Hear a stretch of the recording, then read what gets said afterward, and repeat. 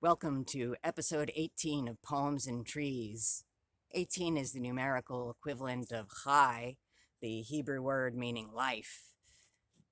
I felt like doing something numerologically appropriate, so I'm reading a few poems from Call Me Crazy, a series dealing with 3 stints on a psych ward in 2012 and 2013.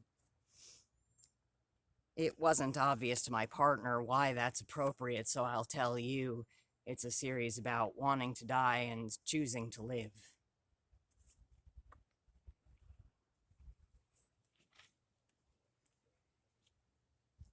Return to the locked ward. Friday. Can't see you till tomorrow, so I sleep off most of the first day, though my bed's in the hall off the dining room. Traffic constant and me behind a glass wall, on display in hospital PJs, a native in its habitat. You're writing poems. I'm reading Girl with a Pearl Earring between naps because I found it on a shelf.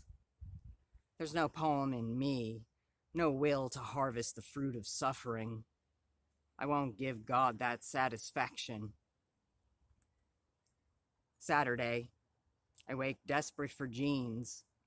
I didn't know the importance of clothes till 30 hours in hospital pajamas. Weekend days are harder to fill. Just bingo and the empty promise of art therapy. The first time I wove nets from all the happy thoughts I could muster. I thought they'd be enough to catch me when I fell again. But here I am. 1 to 3 and 7 to 9, everyone hides in their rooms or snatches their visitors to their corners. We can't take visitors anywhere with a bed, leaving the dining and TV rooms. No two patients sit together. All my visitors come with gifts as if this were any hospital. The inspection of the gifts, the confiscation of the flowers might have checked that impression. Sunday. I won't use the hospital PJs at night either. Sacrifice the drawstrings to wear mine.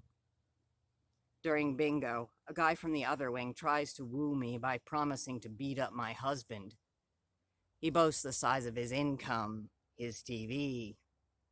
Half-hour before, he was hitting on the prettiest of our wing. Across the table, another wardmate asks, "You're not used to that kind of attention." I answer no, and don't add, "I used to be." After lunch, a little time alone with you. When I get a room, I leave the door open. Privacy isn't good for my health. Monday. I have breakfast with Derek in my PJs. He's a big guy, he says more than once. This is why he disposes of everyone's leftover boxes of cereal. He's content to trade smiles for smiles. He's going home today. I flutter from room to room till I find out I'm coming home with you. I bundle linens into laundry bin, clothes and books into a clear plastic bag. I forget my necklace, have to go back to the locked ward minutes after leaving it. The tech on the intercom sends me back to get a pass. Already reassigned from inmate to visitor. Waiting between the wards, I don't wonder if it's a sign I'm not ready to go, though nothing changed. No rescue came from man or God. I remember I need you, and I want to live.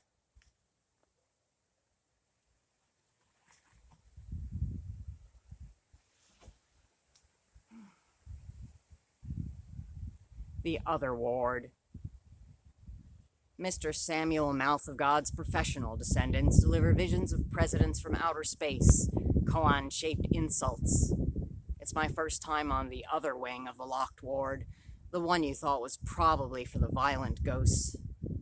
I'm here because I threw everything I had, tissues, styrofoam cup, paperback, against the walls of my empty chamber in purgatory, psych emergency, then threw myself against the chair hard enough to rock it back before it fell with a crack that brought the nurse in to scold me for disturbing the other ghosts in other rooms, then for quietly punching my thigh. Same nurse who triggered my panic by sending you away, by lying that you were too tired to wait and kiss me on my way to hell. Who asked if you were my father and made a face when I said no, husband. Who asked a second time, "Do you feel safe at home?" and watched my eyes as if distrusting my simple yes.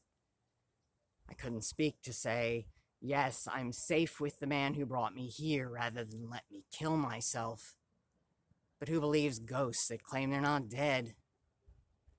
In hell, I go to my room, lie on my cot, grateful it isn't in a hallway this time. Jesus is dead, but someone said he's watching me in fat crayons on the ceiling above my bed.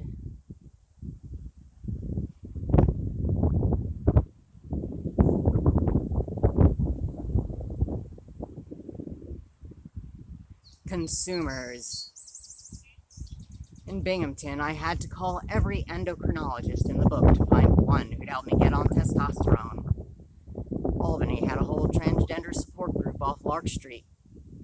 A woman guided me to a folding chair, said she could teach me to be a man, and I could teach her to be a woman.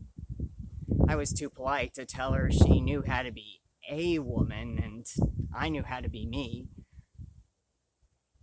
Busing up to the group where no one is defined by their mental illnesses. The Albany trans group is what I'm praying this one won't be like. I'm hoping to see Ariel or James, but I'd take any ward mate.